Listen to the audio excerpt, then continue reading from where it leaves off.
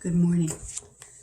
The first reading today, it comes from Luke chapter 8, verses 40 through 42 and 49 through 56. Now when Jesus returned, the crowd welcomed him, for they were all waiting for him. Just then there came a man named Jairus, a leader of the synagogue. He fell at Jesus' feet and begged him to come to his house, for he had an only daughter about 12 years old who was dying. And as he went, the crowd pressed on him. While he was still speaking, someone came from the leader's house to say, "Your daughter is dead. Do not trouble the teacher any longer." When Jesus heard this, he replied, "Do not fear, only believe, and she will be saved." When he came to the house, he did not allow anyone in except Peter, John, and James, and the child's father and mother.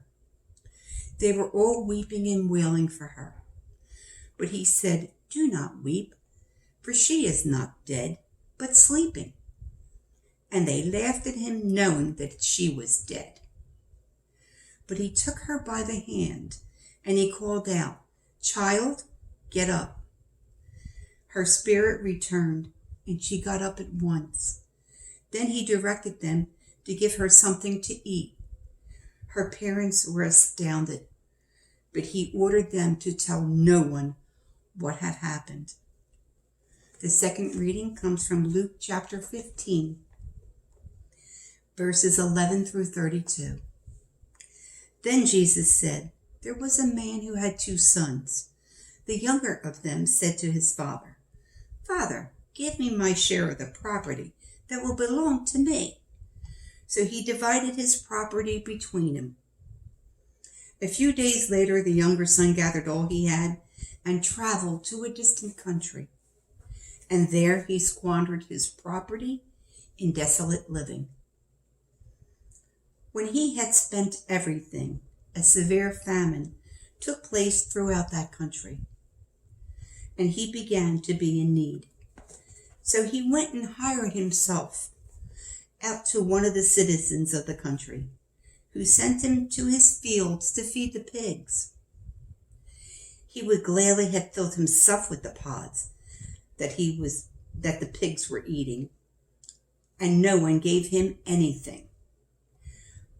But when he came to himself, he said, 'How many of my father's hired hands had bread enough and to spare, but here I am dying of hunger. I will get up and go to my father, and I will say to him, Father, I have sinned against heaven and before you. I am no longer worthy to be called your son. Treat me like one of your hired hands.' So he set off and went to his father. But while he was still far off, his father saw him and was filled with compassion. He ran and put his arms around him and kissed him. Then the son said to him, 'Father, I have sinned against heaven and before you. I am no longer worthy to be called your son.' But the father said to his slaves, 'Quickly, bring out a robe, the best, and put on his hand a ring and sandals on his feet. And get the fatted calf and kill it, and let us eat and celebrate. For this son of mine was dead and is alive again. He was lost and is found.' And they began to celebrate. Now the elder son was in the field, and when he came and approached the house, he heard music and dancing. He called one of the slaves and asked, 'What was going on?' He replied, 'Your brother has come, and your father has killed the fatted calf, because he has got him back safe and sound.' Then he became angry and refused to go inside. His father came out and began to plead with him. But he answered his father, 'Listen, for all these years I have been working like a slave for you, and I have never disobeyed your command. Yet you have never given me even a young goat so that I might celebrate with my friends. But when the son of yours comes back, who has devoured your property with prostitutes, you kill the fatted calf for him." Then the father said to him, "Son, you are always with me, and all that is mine is yours. But when we had to celebrate and rejoice because this brother of yours was dead and has come to life, he was lost and has been found." The word of God for the people of God.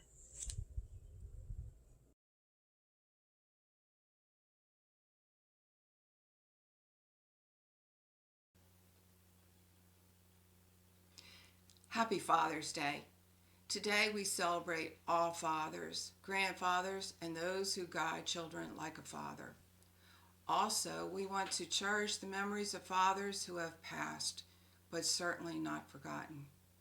I would like to tell you some of my experiences with my dad and hope you might recall some similar experiences of your own. I don't think most dads in the 1940s and 50s were as hands-on as dads are today. Personally, as a child, I don't remember my dad saying he loved me. He didn't have to. He showed it in many ways. He also showed me how to be a good Christian.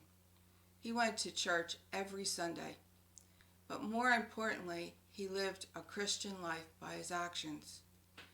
Paul says in 1 Thessalonians that a congregation should be like a father dealing with his own children, encouraging, comforting, urging them to live lives worthy of God who calls them into his kingdom of glory. I didn't really realize until I started preparing this sermon that my dad did these things. He was encouraging. He helped me ride a bike. My first memories of a two-wheeler is he's riding along saying, "I've got you. I'm not going to let you go. You can do it." When it came time for college, my mother thought it was a waste of time and money. But my dad went to every college campus with me, every college interview, and said, "I think you'll be a good teacher. You can do it." I was the first one in my family to have a college degree. He was comforting. My dad, on a Father's Day, I wanted to surprise my dad with a cake. I had never made anything before, and I misread the directions.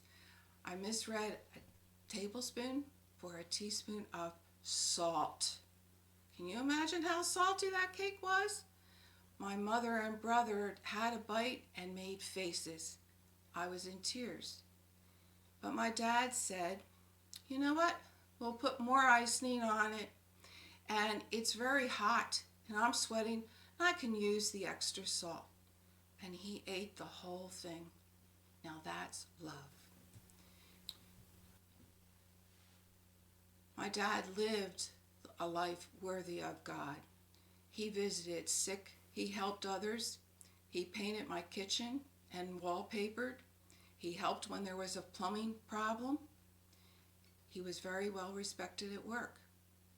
He was often asked to give speeches for retirement dinners and other occasions. I think a little of that rubbed off on me. He did. In my early adult life, I stopped going to church.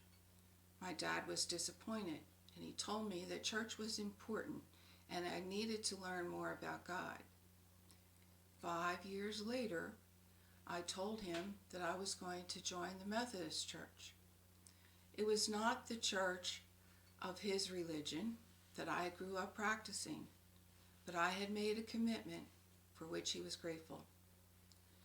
Bob Condras always says that the Bible is your basic instruction before leaving earth. Let's look at some fathers in the Bible as examples of faith and love. God made a covenant with Abraham that in his old age he would give him a son, and his descendants would be as numerous as the stars. A year later, Abraham's son Isaac was born. Sometime after that, God tested Abraham by telling him to sacrifice his beloved son as a burnt offering. As a father, he was heartbroken, but he did what God asked him to do. Fortunately, God stopped him and said he would provide another sacrifice. God the Father did provide the lamb. Jesus, his son, was the sacrificial lamb. Another example is Jairus. Jairus was a leader of a local synagogue. He was responsible for conducting services and maintaining order. He was well known and respected in his community. He had heard Jesus preach at Capernaum. Can you imagine how inspiring that must have been? Because when Jairus' daughter became ill, he immediately sought out Jesus. He didn't send a servant or his wife. He went himself. He risked the scorn of his peers by publicly seeking Jesus, falling at his feet and pleading for him to heal his daughter. It wasn't an immediate cure. Jesus was distracted by a woman in need. Before Jesus could answer Jairus' wish, mourners came to tell him that his daughter was dead. But Jairus' faith was so strong that he asked Jesus to come to his house. Jesus proclaimed that his daughter was just sleeping. Others laughed, but not Jairus. Jesus ordered the child to get up, and her spirit was restored. Jairus' humble faith was rewarded. Our lesson is that we shouldn't be ashamed to admit to come to Jesus when we have a problem, to go to him and believe in him and trust in him. Bill and I can definitely identify with Jairus. Our older daughter Lara's first child, Andrew, was born premature. We prayed hard, but God chose to take him home after 5 days. A year later, Elena, our younger daughter's son John, was born without kidneys. This time we prayed for spiritual healing and to allow Louis and Elena to hold their baby for 1 day. It's difficult to feel a child's pain and not be able to help. We need to remember God is in control. God didn't answer our prayers directly, but through these experiences, he gave the sisters a stronger bond and strengthened all our marriages and our faith in God. When Lara was pregnant again, we started to pray hard. Rylan was born 2 months premature. We prayed, and so did the congregation of Audubon United Methodist.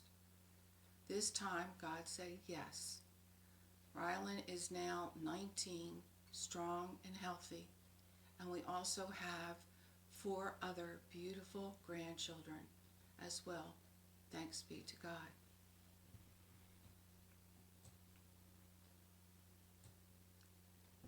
Another example of fatherhood in the Bible is the father of the prodigal son.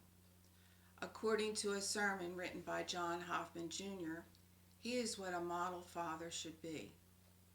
A father needs to respect an older child's free will. The younger son wanted his freedom and wanted his inheritance now. Life is too short to wait. I want to go, explore, play. According to Jewish law, the younger son would have received 1/3 of the father's estate upon his death. When asked, the father had several options to answer his son with. 1, he could have bribed him to stay. I'll give you more of your inheritance, more than 1/3 if you stay. Or he could have made him feel guilty. You are going to break your mother's heart if you leave. Or he could have allowed him to leave with nothing. Go, and you're not having a penny of my money. He opted for number 4. Respect his decision to leave even though he thought it was foolish. A father should allow his son to suffer the consequences of his actions. The father could have sent a servant to follow the younger son, make sure that he didn't get into trouble, help him out if he spent all his money, but he didn't. He let him do his thing. Often today we hear of helicopter parents hovering, guiding their every move, making excuses for their children for the mistakes that they've made, trying to protect their older children from harm and disappointment. He didn't do that.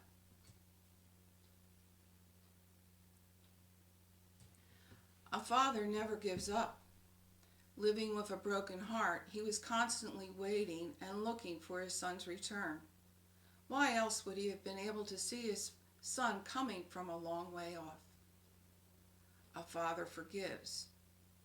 When he heard the son's ask for forgiveness, he didn't say, "I told you so."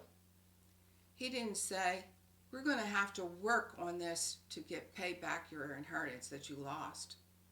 He forgave. He gave his son a long robe, which was a sign of distinction. He gave him a signet ring, which was a sign of acceptance. He put sandals on his feet, because only servants went barefoot. He received his son with compassion and love. And a father celebrates. A big feast was prepared. The fattened calf is a sign of a special celebration. My son was lost and is now found. We will celebrate. A father's love is for all his children. The older brother was very upset with his father's actions. He told his father, "I have spent my entire life helping you, working with you, never disobeying you. Do you give me a big feast? Why not?" What was the father's reaction? "You are always with me. Everything I have is yours." This son was loved. We don't know what the future held for that father and his sons. The parable ends here. I hope the older son was able to understand how great the father's love was for all. I have always had special feelings for the older son.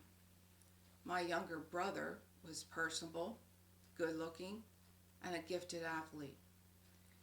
But he was also always getting into trouble and being forgiven by my parents. He was getting all the attention and being praised for his accomplishments. I tried my entire life to please my dad. Right before my dad's illness, I made one more attempt to get his approval. "You should be proud of me," I said. "I'm learning to read music and play handbells." My dad's answer, "I've always been proud of you. I love you very much." That was all I needed to hear. I'm hoping our Father in heaven will say the same. "Well done, faithful servant. I love you. Enter." Jesus used this parable to help explain God's love for us. Our Father in heaven gives us a free will. He forgives and has enough love for all of us. As Christians, both men and women, we need to try to emulate these fathers. We need to remember to encourage, to forgive, to love, and to have faith in the Lord.